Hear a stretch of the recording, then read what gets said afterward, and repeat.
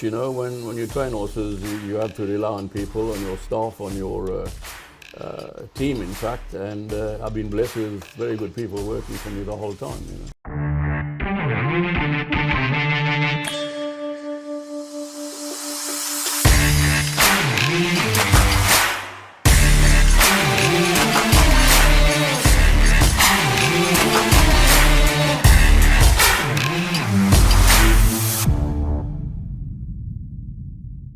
Well, we are sitting on the balcony here at Summerveld, overlooking the most beautiful views which you will see behind you, to record this week's edition of In the Box Seat podcast. Last week, it was Sean Terry in the chairman's box at Greyville, Hollywood Bets Greyville, and this week we've got another very, very special guest who's been in racing most of his life, trained top horses, knows what it takes to get horses to win, and we just so look forward to spending the next half an hour with him. And Andrew Harrison is not with me today. He's still in the game reserve looking at the wild animals, and he's only back in 10 days' time, so I hope he's enjoying his annual leave. But for now, I'd like to introduce our guest to the podcast today, none other than veteran trainer, Mr. Ricky Maingard. Ricky, how are you? I'm very well, thanks.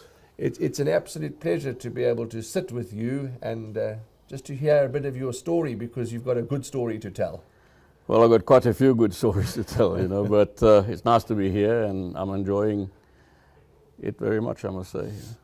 Your career, Ricky, not many will know, your career started as an amateur rider with the likes of Ken Hall, Chris Snaith. Tell us about that. Yes, when I came to South Africa after my studies in England, I loved horses and I loved riding, so I used to ride in all the amateur racing throughout the country, and one of the most prolific places was to ride in Cape Town. And over the flat and over hurdles, the Cape Hunt Club used to have about 6 meetings a year, I think, and I used to participate in them. And that's where I first met Chris Snaith, very good horseman. Yeah, sure. You also were an engineer for Peugeot, is that right? Well, I did my studies in engineering, and I first came here to work in the oil industry, in fact, and for various reasons I love the country. They wanted to transfer me to Kenya, and I couldn't go. And then I, by pure chance, met the ex-manager of Renault, in fact, where I did my practical training in France a few years before that. And he told me, no, I'm not leaving South Africa. You come and work for me and I want to see you tomorrow morning. Sure. So I started to work for Renault, and when Renault decided to leave South Africa because of politics and so on, the director of Peugeot then had been to the same university as I did in England. And you know what it's like when you go to the same school or university, you get that undescribable bond. And he said to me, no, I want you to come and work for me, which I did. Then they wanted to transfer me to France at the head office, and I love South Africa, and I decided not to go. Everybody thought I was mad at the time. And but I still decided not to go there and resign, obviously. They were a bit shocked and made me work my 3 months notice period, which I hated. And you could train as an owner trainer in those days, so I'd started being an owner trainer, and I'd bought 2 or 3 horses that I'd won in the amateur racing in Cape Town, and thought, you know, I've ridden such a bad race, if this horse can win, he's still a very good horse. And brought them to Johannesburg and started, and in fact my first winner was a horse called Gold Turban, in a feature race over 2,800 meters. Sure. So it was quite nice, you know. I bought a horse called Sin, which I won the Cape Guineas earlier in his career. So I bought a few horses that I'd ridden in races that I thought were good enough to win against professionals. So that's how I started my career. So you were a private trainer. When you held your trainer's license for the very first time, you were a private trainer. Is that correct? I was an owner trainer, yes. Owner trainer, yes. Okay, sure. That's. And then a very good friend of mine called Denham Rodwell. He had a very good filly called Run for Lily. In those days, to keep fit, I used to go and ride work in Honeydew at Gary Player's farm, where Bertie Sage used to train. And I used to go there every Tuesday and every Saturday morning to ride work. And he was a great trainer, and he had very nice horses, including a filly called Run for Lily. And I don't know why, but they had a fallout, him and a friend of mine who owned the filly called Denham Rodwell. And Denham, who was very friendly to a cousin of mine, one day came to my place and said, I want you to take Run for Lily because I'm taking her out of training with Bertie Sage. I said, you can't do that. And he explained to me why. He had his reasons. And it was Christmas time. And I remember Denham had talked to, in front of me in fact, he talked to, I said, you must send that filly to a good trainer like Sid Laird or Fred Rickaby or, one of his top guys. And he phoned a couple of them, and they were in Cape Town for the season and they couldn't take her. So the filly stayed with me, and she had biliary. So she ended up missing her whole 3-year-old career. And I had a farm in Kyalami in those days. And the filly stayed there, and Denham had also bought another filly from Ireland called Rhapsody's Footsteps. And after quarantine, she came to my place as well. And then he said to me, no, I like to see my filly here. You can train it. I said, don't be crazy. She's too good for me to train, And anyway, he insisted, and he sold me the racing career for 1 rand. And we did all the things with the Jockey Club, and she was a fantastic filly. She ended up winning the Group 1 race at Greyville and Garthpuller Road, and fantastic race on her. She beat top class fillies, she won the Garden Province. So then I took my professional license and I went to the Vaal, where the only place I could get stables, and that's how it started. Sure. And Mary Slack was then, I then decided to leave John Gorton, who was the family trainer in those days, and Mary gave me 4 or 5 of her own horses, and we had a couple of winners, I suppose, and she's been one of my very first owners in those days. Ricky, you started, so you've had a bit of a journey, because it was Johannesburg, KZN that you've trained in, Cape Town, Mauritius. Now you're back in Cape Town, so it's been quite a successful and good journey, hasn't it? Yes, racing has been very good to me, and when I used to come here for the season, the winter season, I'd never been to Summerveld. I thought it was a magnificent place. And I remember the previous year reading in the Rand Daily Mail, which was a paper in Johannesburg, that Michael Roberts, the trainer, had come here from Johannesburg with a fantastic string of horses, and they thought he would win every race, just about every feature race. I'd never forgotten it. So when I came here, the first week or 2 that my horses were here, I did nothing. They just walked. And I just came in the clubhouse and watched various trainers like Fred Rickaby, Sid Laird, Brian Cherry, the top guys at the time, and the way they worked. And basically it was 2 on the beach and 3 around the turn and in furlongs. And I thought in Johannesburg we couldn't work like that. The horse would never win if you worked like that. You'd never get fit enough. Then I said, Maingard, don't be stupid. In Rome, do what the Romans do. And I started training horses the way they trained horses in Durban, which amazed me. And I remember running 2 horses, one called Quite Real and one called Red Butler, over 1,800 meters at Clarewood one and one over 1,900 at Greyville.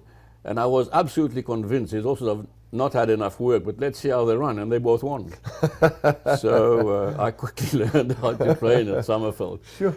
And I'm glad doing what the top trainers did. I'm glad that you mentioned that, because you were at Summerveld in those days, and you're now, I know you're here just for the season, but you're experiencing Summerveld now.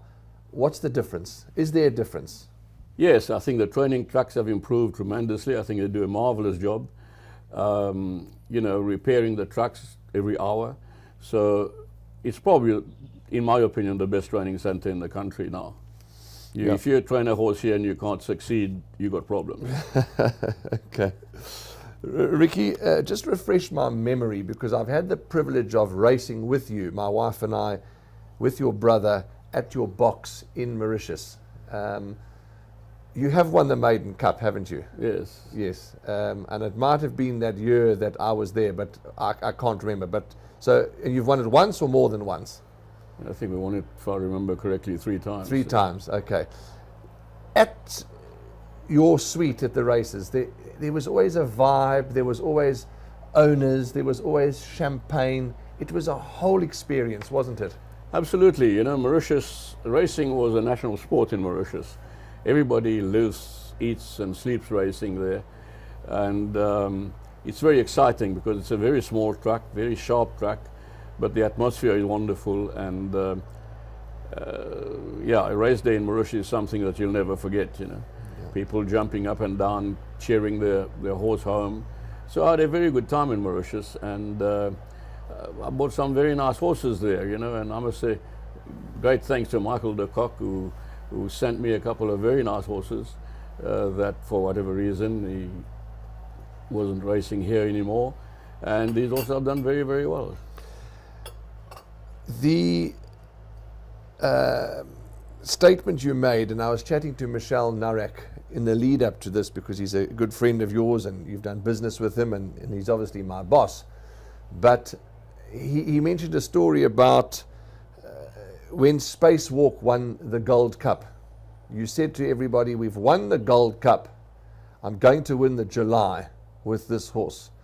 And he was of the opinion, Michel, that it was a training feat and a statement and one of your greatest achievements. Yes, you won the July on objection, but you won the July. I mean, tell us about that little story. Well, Spacewalk he wasn't a great horse. He was a good horse, of course, and a very good stayer. And when we won the Gold Cup, I was looking at all the horses, all the good horses and all the up-and-coming horses, and I thought the July next year won't be a very, very strong field unless there's some marvelous 3-year-old that comes through the ranks during the year. And I said to the guys, listen guys, we either go and win races during the season or we keep this horse for the July next year, but he can't win because he'll be handicapped too highly and he'd lose all his chances. And it was at a meeting that we had, and they all agreed that let's try the July. I said, but don't put pressure on me, this horse can't win any race, so he won't run. And I remember that they all agreed, so there was a race at Clearwood, which was his prep run for the July, basically. And Robbie Sham rode him because he had a low weight and Robbie could make the weight, and he was a very, very good jockey. And I said to Robbie, listen, Robbie, you know, we're giving this horse a run. Let's hope he can't win. I don't think he's well enough to win, but he will run a good race. So leave him at the back of the field and then just see how he finishes. And I'll never forget, my legs were trembling in the last 200 meters because from stone last, he nearly won. He got beaten a half a length. He ran third, so he had no penalties, and he was handicapped in the July at the correct weight, and as you say yourself. So sure. It was, I don't know, a great achievement, I would say, but it was a thoughtful process that we went through after winning the Gold Cup, because I said, well, this horse now, he'll qualify for the July, but he won't win it if he gets 2 more kilos or 3 more kilos on his back. So it was important to get him in the race at the right. And so that handicap. Yeah, and that was the pink and black colours of Cliffy de Chazelle, is that right? Right. That's right. Yeah. Okay. Another race that's been very good to the Maingard stable was the Gilbey Stakes. Yes, the Gilbeys was, in those days, the champion sprint of South Africa. And I think we won it, 5 times. And with horses that were very good horses, obviously. But again, with a bit of luck, because one year I remember I had a horse called Young Harvest. And Young Harvest was not a very sound horse, and you had to keep very still and well balanced on him. And I rated Pierce Radham in those days as a fantastic rider, and I wanted him to ride the horse. He was going to ride a horse for Gary Alexander, and he couldn't ride my horse. But Gary Alexander's horse was one of the possibles in the race. Maybe it wouldn't get a run if there was enough horses in the race. So I remember that you have to declare jockeys whenever it was, and they phoned me. They said, "Who is riding your horse?" I explained to them, "I'd like Pierce Fraden, but I want to wait." He said, "You can't wait." I said, "Yes, I can." He said, "You can't." So I can't remember who I phoned to ask for permission, and I was given permission.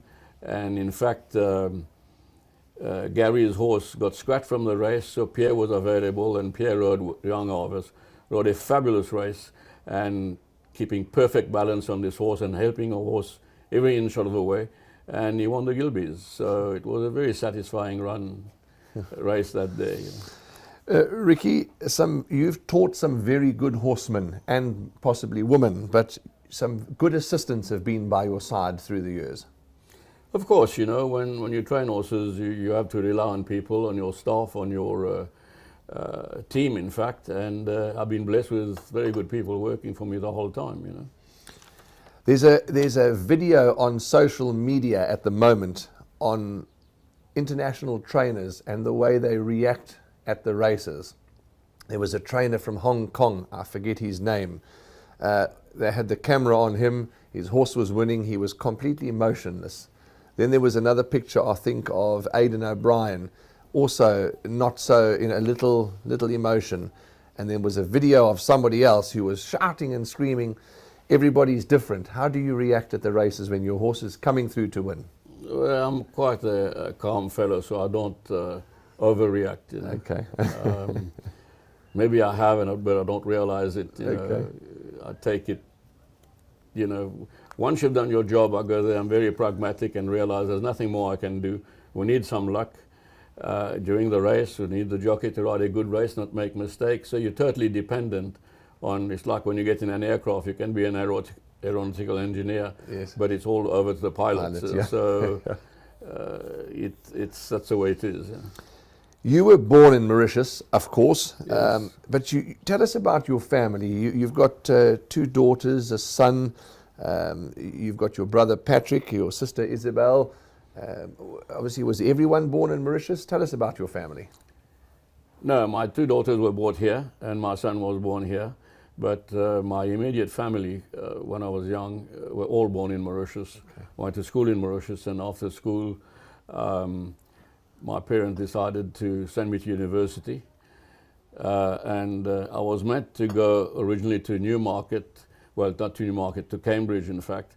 And my father was very friendly with one of his business associates, an English guy. And the guy said to my dad in those days, "Don't send this child to Cambridge. It's far too close to Newmarket. He'll spend his time with the bloody horses." So I went to Loughborough University of Technology instead. And well, with hindsight, I regretted it because I had to do 4 years of study instead of 3. Anyway, so there it was, and I never went to Cambridge. Sure. And just listening to your story, I mean, we're only sort of 15 minutes into our half an hour together.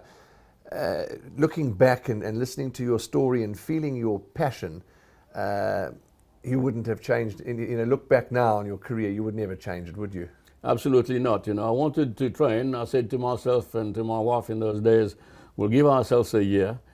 And I went to the Vaal where I could get stables, and Eric Sands was my assistant, a wonderful man. We got on very well. And we used to ride a lot of work. And our objective, I didn't know anybody in South Africa. And I hadn't had the opportunity to be with an existing trainer to learn the ropes, So we were a bit lost, or I was a bit lost for what to do and not to do. And our objective was we will not run a horse if that horse can't run in the first 3 or 4. And so we ran a very few horses, but we had a very good strike rate. And I think we were both quite good judges, riding work in the morning, and had decent success. So after the first year, I decided, oh well, let's carry on. Another one of your babies or brainchild or whatever you want to call it is Capstone Horse Feeds, which is the cap that you can see. The viewers can see Capstone Horse Feeds. And you started that company, did you? Was there a partnership? I mean, I know, having chatted to Patrick, who was one of your representatives, it's a long story, but Capstone you're still actively involved with today. Yes, it's a very long story. When I was training here, one of the big problems I found was getting good food. We were mixing our food ourselves, and you had to buy your own oats and your own whatever else. And it was very complicated and getting more and more difficult to buy it, to store it, to source it, to get the right quality of food.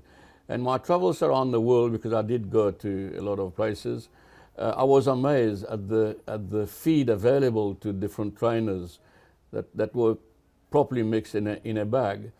And at Summerfeld one year, Hong Kong sent about 3 apprentices here, and I'd met their manager, who came with them to learn, spent 3 months at the academy.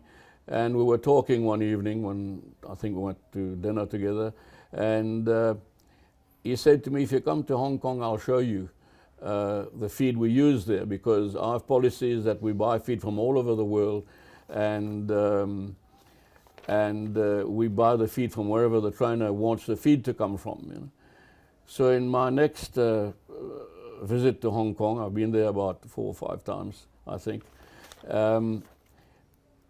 I went. He showed me the feed store, and I was amazed at the amount of feed there was. There are different makes of feed, from Irish feed to English feed to Australian feed and so on.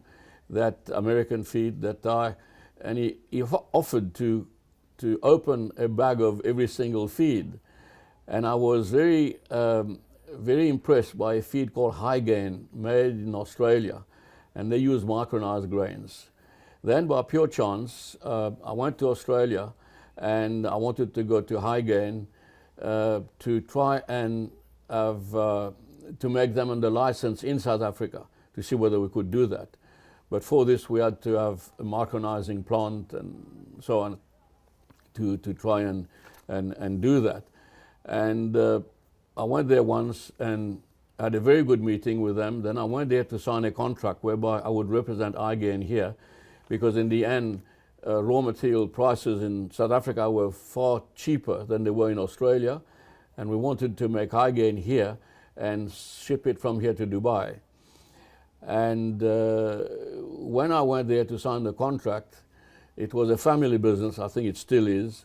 Lovely people, and the uncle who had 50% of the company said to me, Ricky, we're terribly sorry, but we decided to go against our original decision. And I said, but why? He said, we're too scared that somebody or our process will be known to the company that makes the feed in South Africa, and they could copy it. Yes. And then, so I was there, and I was meant to spend a week there to learn all the manufacturing process, to come back here and put it in place somewhere. And I realized that the feed that they were making was designed and formulated by a company called Kentucky Equine Research. It was in Melbourne somewhere. And so I made an appointment to go and see them, got on very well with them. They laughed at me because I had no resources and no factory and no this and no that. Anyway, we talked about it and had a lunch somewhere, and I met a guy called Peter Huntington, who was directing the company there. And we signed an agreement whereby we would try and make a product in South Africa. And by pure chance, the name Capstone, I had a company called Capstone Pty Limited, a completely different company. And we decided to call it Capstone. Why not? We made application. And I came back here, and I think I first went to see a couple of manufacturers, feed manufacturers, to make a feed for us. And eventually I got, I knew Scott Miller. He had moved to Cape Town in those days, and spoke to Scott, who had a company, Equifeeds belongs to him, and we came to an agreement where they would make the feed under license. And I had this agreement with Kentucky Equine Research to formulate the feed and back it with their own logo and so on. And we're not allowed to change anything here. It's all done by Kentucky Equine Research, who are the most knowledgeable and by far the best nutrition company in the world. They don't make feed, they just advise people what to do and how to make it. So they've been with us for now 30 years, and we've started this, and a very small business, but high quality product, and I must say it works very well. Diane was telling me, and as I say, please feel free to, if you want to enjoy your tea, or you're most welcome. You're most welcome. Di was telling me when I've had the privilege of working with Di, your daughter Diane. She says that apparently that on the website www. I want to just share the website with everybody. www.capstonehorseFeed.com. The team behind the scene, they will put that up for you, www.capstonehorseFeed.com. You go onto the website and you fill out a questionnaire, and you know, your team will give advice. Is that correct? Yes, it all goes back to Kendic Equine research. If we don't know the answer, which many often they don't know, and they give us the answers. Okay. They're exceptionally good. They add... they, what do you call this when not advertised? They even the in Dubai at Zabil Feed Mills, which is the feed mill of Sheikh Mohammed and Godolphin, they give them advice. They got 4 or 5 nutritionists there. I've been there. It's a wonderful feed mill, and they're advised by Kendic Equine research. And one of the guys said to me, "Don't go anywhere else, you won't get any better advice. They know everything, you know. If they don't know, it's not been discovered yet." One thing about you, Ricky, you've always been a man of values. You've been a man of integrity. There's no grey areas with you. It's yes or no, or black or white. You can't be, as somebody told me during the week, you can't be half pregnant. Well, sometimes it doesn't work, and it's to your detriment. But yeah, perhaps I would say that sort of thing. You know, like to do things the right way, the proper way. Yes. Yeah. No, it's as you say. Some people don't like it, but you know, that's just the way it is. Every human being is different, and I think, in my opinion, it would hold you in good stead in the long run. That's. I think so. You know, at the end of the day, you want to look at yourself and face yourself in the mirror every morning when you shave. You don't shave every morning anymore, but you know, and don't have anything to regret or to blame you for doing something that's not really the right way or the way it should be done. Yes. I think it's a way of life, and I would espouse that way. Yes. Along with good horses and good owners, we'll talk about 1 or 2 of the good horses. You've touched on them already, some of them, but you've always gone with very good jockeys. Jeffrey Lloyd, Mace Roberts, they were with you in those days and just were great riders. Yes, my philosophy has always been to use the best you can get, because after all, it depends on them, and they will win races for you that no one else will. You know, they'll make mistakes like we all do, but at the end of the day, you'll come out a winner. And I've always tried to use the best I could since I started training. You know, I remember using Freddie McCaskill earlier on. He was very successful. He had just been fired from Gin Barnard in those days, and he was without a job, a very depressed man. So I brought up his morale, and he had a fantastic will to win, and he was a very aggressive and very strong rider. So we had a lot of success together for about 2 years, and then I remember that Freddie he was very successful. He just won the July and the Gold Cup, and we went back to the Val, and Peter Duffield started being his agent. And I remember there were no agents in those days, except I think Mace had an agent, and that everybody else didn't, all the other jockeys. And he said to me, "We will ride these 3 horses on Saturday, but these 2 we can't ride." So I was speechless, and because Freddie was my stable jockey. And I said, "What do you mean?" He said, "No, we will ride these 3 horses, but we've got 2 good rides in the other races that we've taken, or I've taken for Freddie." So I said nothing, and after a little while he said to me, "Are you there?" I said, "Yes, I'm there." He said, "Well, you haven't said anything, you know. Can we have these 3 rides?" I said, you love nothing. So he said, what do you mean? I said, I mean what I'm telling you, you know, go and get other rides for Freddie, but he can't ride these 3 horses. Now I was without a jockey, and we had 2 feature race horses in those days. And I'd like Jeff Lloyd very much. I thought he was potentially a great rider, and he was riding for Brian de Villiers. So I phoned Brian and I said, Brian, I've got problems. Can I use your apprentice on Saturday? He laughed. He said to me, you can't use that boy on these top horses. I said, yes, I can. And he won 3 races. Sure. Yeah. And that was the start of Jeff Lloyd. The Jeff Lloyd's relationship. Wow, that's an interesting story. As an apprentice, you know, he was an apprentice when he rode those 3. He was just coming off his apprenticeship, and then he came to ride for me, and yeah, well, we spent 6 years together. Yeah. Horses, we've spoken about Space Walk. You've mentioned Run for Lily and others, but it would be. We would be whipped if we didn't talk about Wolf Power, the great. Yes, well, the great. Wolf Power is quite a story about Wolf Power, because I used to go to the Birches farm. I love the Birches and the Costas, you know, the Karoo horses. This was what I'd learned, that they were tough and top horses. Every year before the yearling sales, and one year I went there, and after looking at the yearlings, we always went in the paddocks and look at the foals, at the weanlings running around. And my eye was caught by a roan or grey horse that happened to be Wolf Power. And I completely forgot about it. And the following year when I went there and we saw the horses, I made a list of the horses I wanted to see again, and Wolf Power wasn't in there.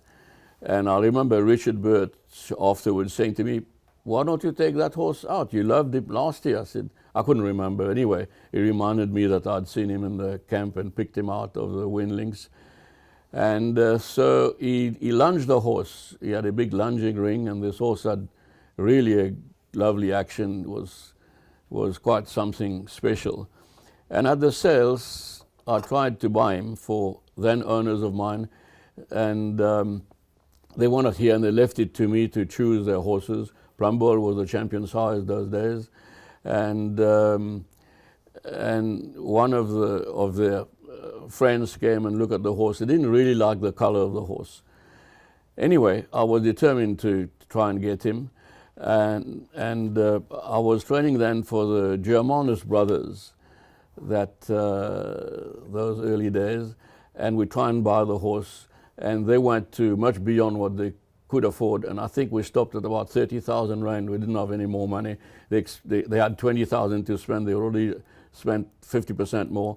And Herman Brown bought the horse for Mr. Kuta and paid 36,000. Anyway, it's one of these things, you know, you lose a horse that you like, and it's not an issue. I bought 2 plum bowls for my original owners. They were both very happy, and we thought they'd be champions. I think they both won only 1 or 2 races.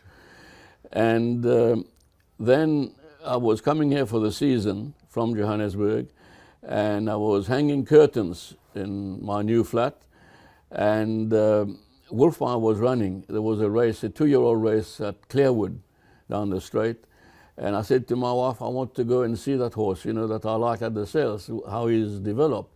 And I remember walking into the race course, and at the time that they were coming into the ring, and I saw him, and he had really developed nicely and was a beautiful horse. And Mickey Lowe was a very good friend of mine, which I've known from horse riding days, was by pure coincidence there. And I said to him, I think this will be the best 2-year-old in the country. And he said, why? I said to him, because I liked him at the sale but couldn't buy him. Anyway, to cut a long story short, the horse got beaten. I think he ran 4th that day. And things went by. And one day at Greyville, Mr. Kuta was selling his horses. There was a dispersal of all his horses. He had put all his horses for sale, except 4 horses, including Wolf Power and a horse that had just won the Greyville 1900 and was favourite for the July.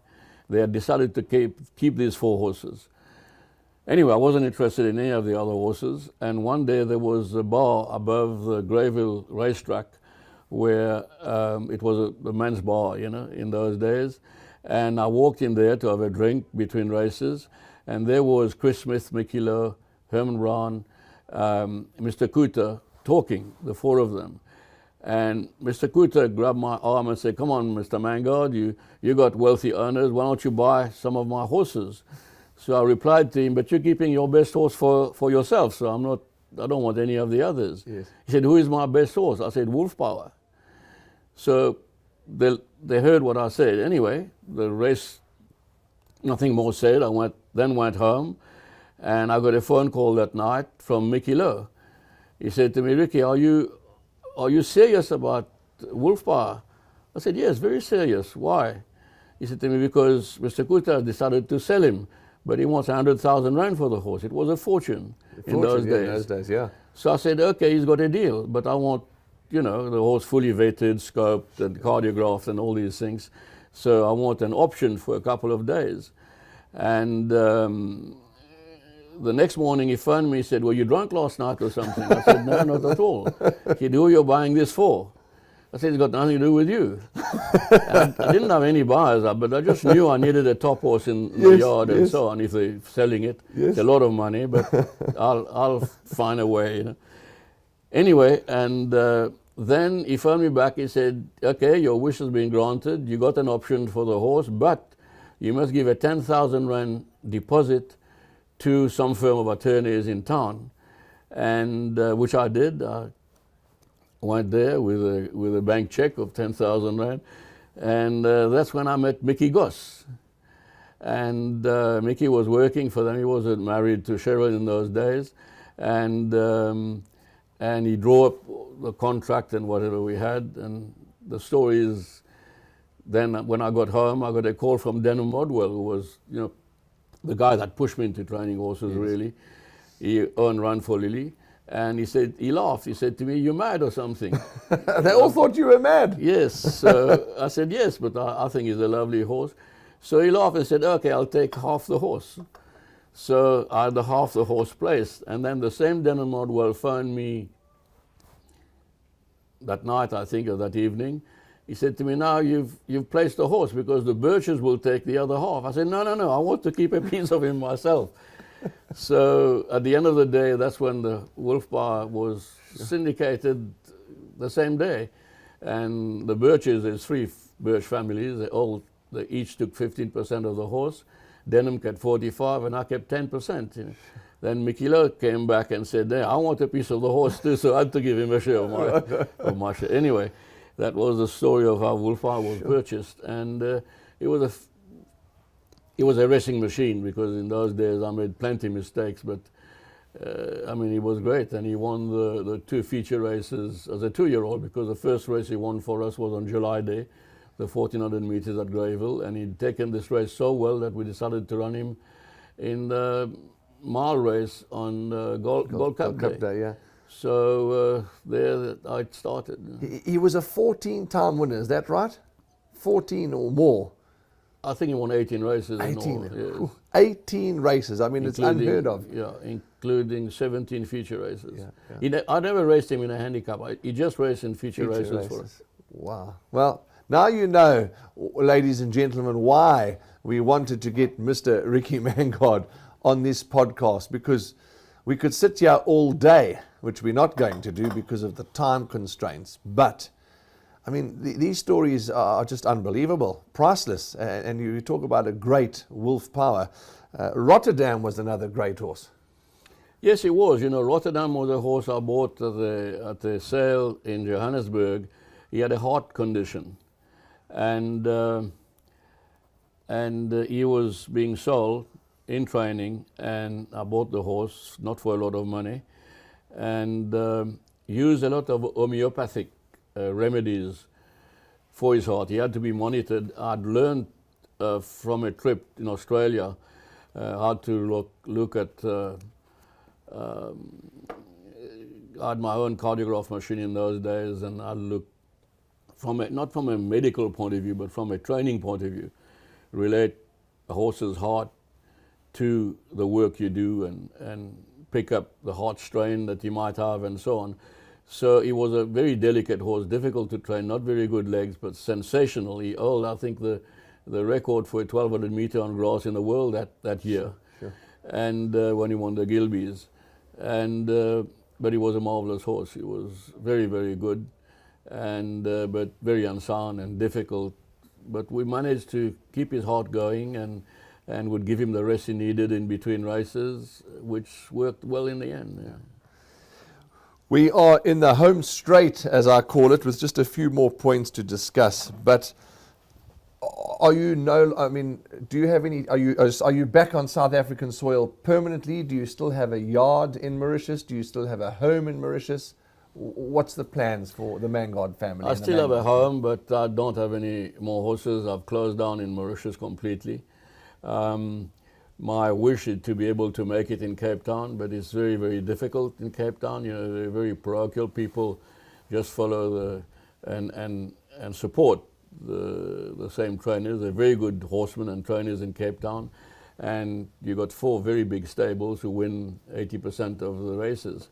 So at this stage, we got some horses last year. I think my Mauritian connections, especially now that the Mauritius Turf Club might start racing again next year, it was a great idea to come and try and get a good horse, a top horse here last year, and we succeeded in making a bid for one of Sheikh Hamdan's horses that Michael de Kock trained, and in fact won that group race with him. Yes.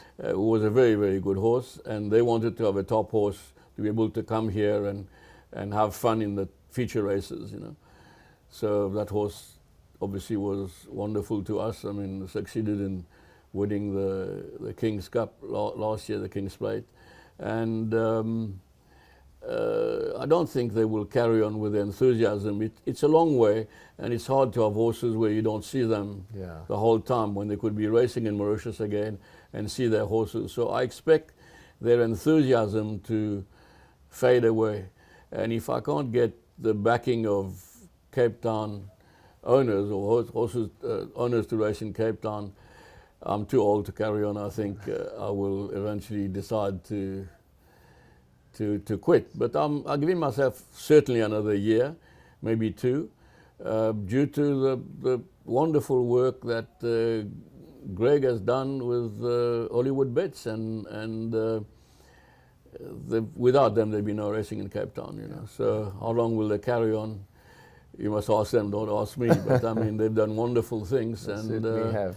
But you need the support. You need a client base. You need new clients. You need people to be able to invest into good stock. Because I'm not interested in, I don't want to be big-headed, but I'm not interested in winning maiden plates and this sort of thing. I'd like to have a horse or 2 that could be group horses. Yes, yeah, makes sense. And Ricky, if you don't mind me asking you, because you mentioned that, you know, if in the next year or 2 things don't pan out and, you know, you could think of retirement, what is your age? I want to hide it from you, but I'm 78 now. Impossible. Yeah. 78. They must have made a mistake on my birth certificate. 78 years. Well, I take my hat right off to Mr. Ricky Maingard, because if I could look like that at 78, and I'm sure you would agree and want to look like him at the age of 78, well done, because you're looking in good health. Yeah, I look after myself. I eat properly, try to anyway. And well, you've got Brigitte with you, and it keeps you on your toes. Yes. And Brigitte, talking about Brigitte, always by your side. She loves her racing. Yes, she's really a great asset to me. Wonderful. Okay. The media is, you know, in the old days, Facebook, Instagram, all those things didn't exist. But as racing and time has progressed, the media is getting more and more advanced. What is your opinion on the media? Well, there's no doubt what you say is absolutely true, but I don't participate in it myself. I never go to Facebook or Instagram, and I don't subscribe to it. My wife shows me whatever article or whatever nasty things she said about me, and no, I don't do it myself. But I can fully understand that it is the future of the world. But if in a race, I mean, at the races, to talk about runners and you know, race day comments, I mean, you're open to that. I mean, often in Mauritius it wasn't an option. You had to talk to the media. Absolutely. You know, I mean, I've always run a very open operation, a very straightforward one, and there's no secrets, as far as I'm concerned. It's good for racing. I mean, you must say it the way it is, and educate the racing public accordingly. Yes. There's three more points, and we're going to call it a day. But there's just three more points that I want to chat to with Ricky, because wow, it's just been so interesting. But an interesting story. There was a gentleman that owned a share in Spacewalk, and Michelle, again referring back to Michelle, and he said they were in the aeroplane traveling to Gauteng, to Johannesburg, I think, to a sale. And that chap said to Michelle, or Michelle said to that chap, we need to buy Ricky a horse. And he said, no, I'm not buying any more horses. And he said, well, why not? I've won the July, I've won the Gold Cup. I mean, that was a great comment, a great statement. Not good for you because you didn't get a horse. It's true.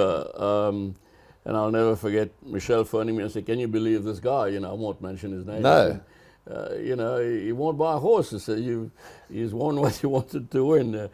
I was a bit upset because I thought, he would at least, he had the means to do it. He could have bought another horse, and even if it's not, he said, no, he wants to leave on a high. Leave on a high. Well, I suppose. And he never owned another horse. Well, there we go. So he came in, and what's so difficult sometimes with owners, and I'm an owner, you're an owner, we're all owners, but it's sometimes better to come in at a middle entry level, because I think if success too quickly, because we've got the highs and the lows, and I think some get spoiled with too much success too early. Do you agree with that statement? Absolutely. I remember Dave Scott saying to somebody one day, I think he waited 20 years to have a group horse.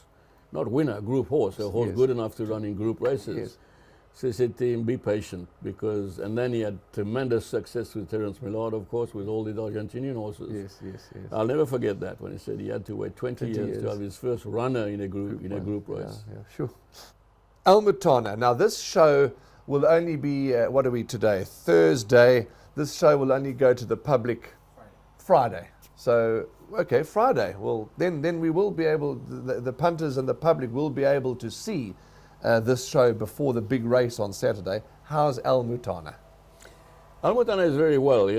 One mustn't forget that Mark de Kock did a great job with that horse. I mean, he won the goal challenge as a 3-year-old.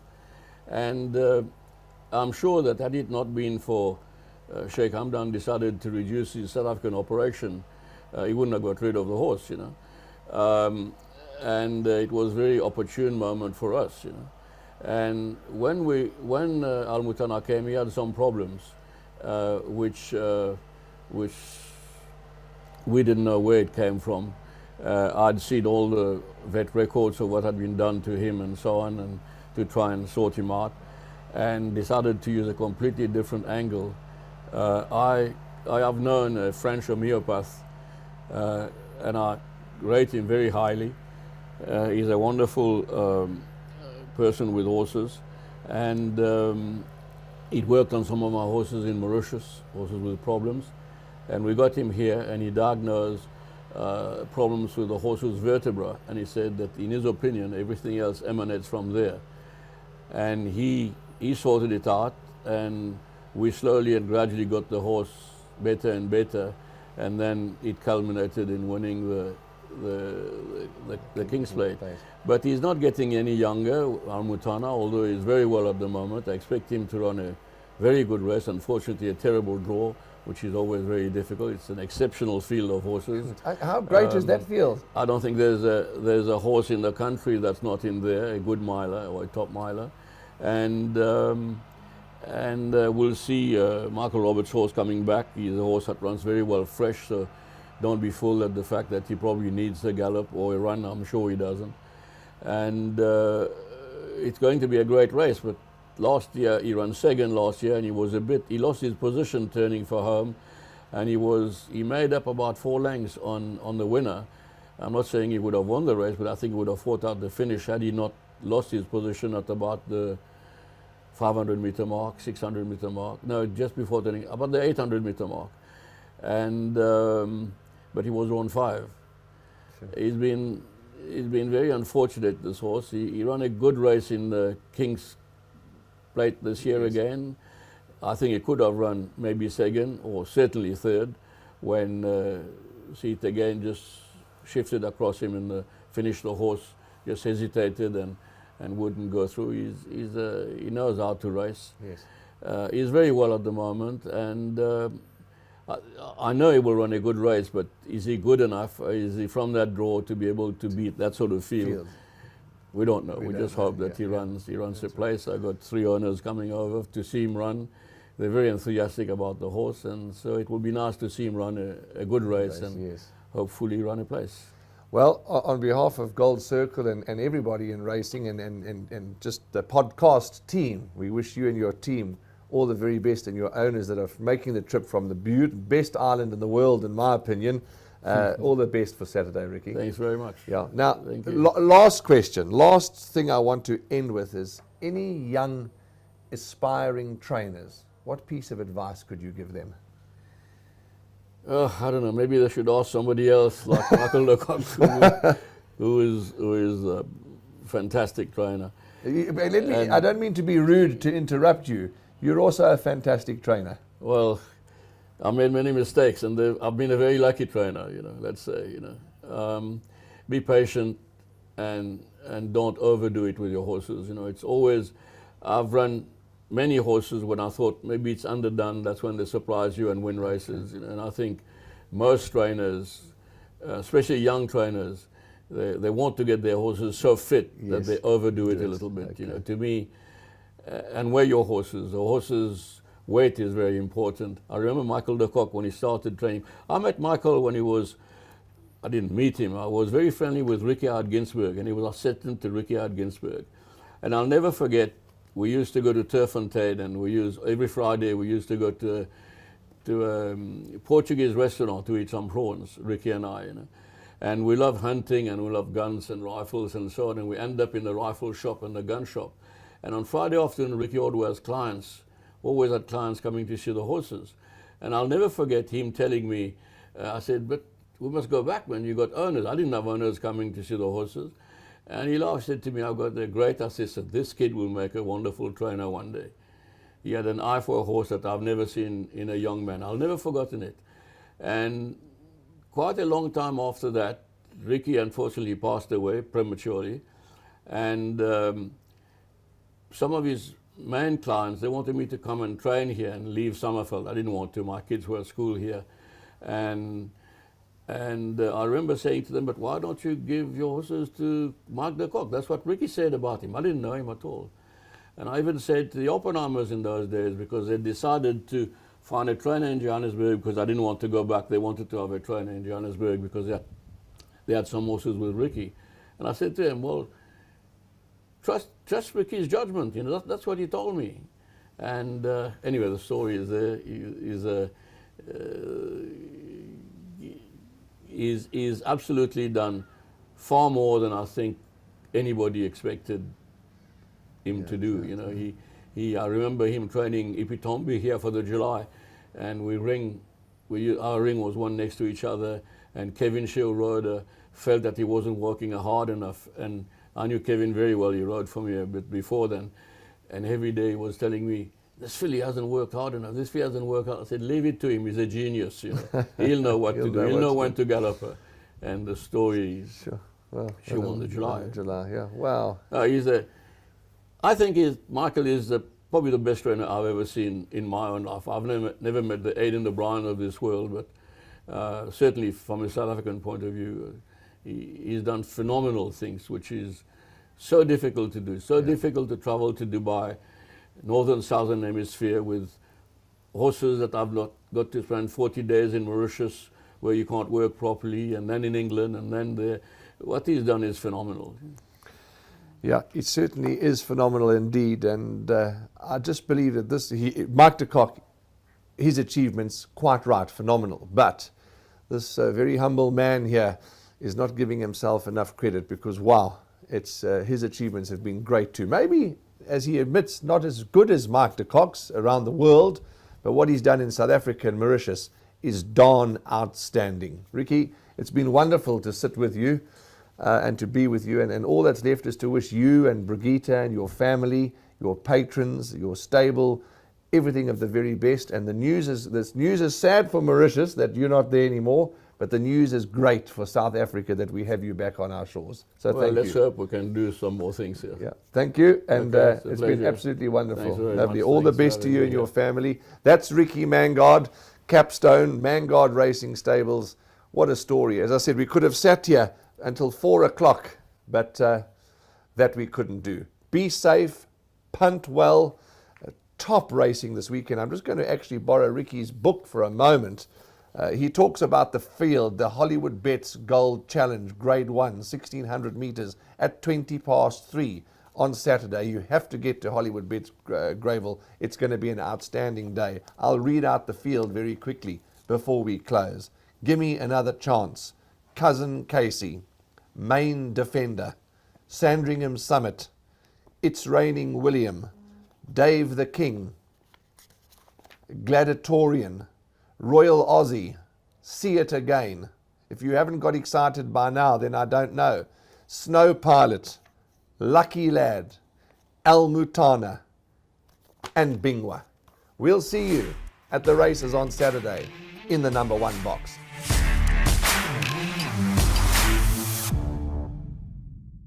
Remember to subscribe, like, and follow us on the Gallop TV YouTube channel. If you missed last week's episode of In the Box Seat, click right here and you'll be able to watch it at your leisure.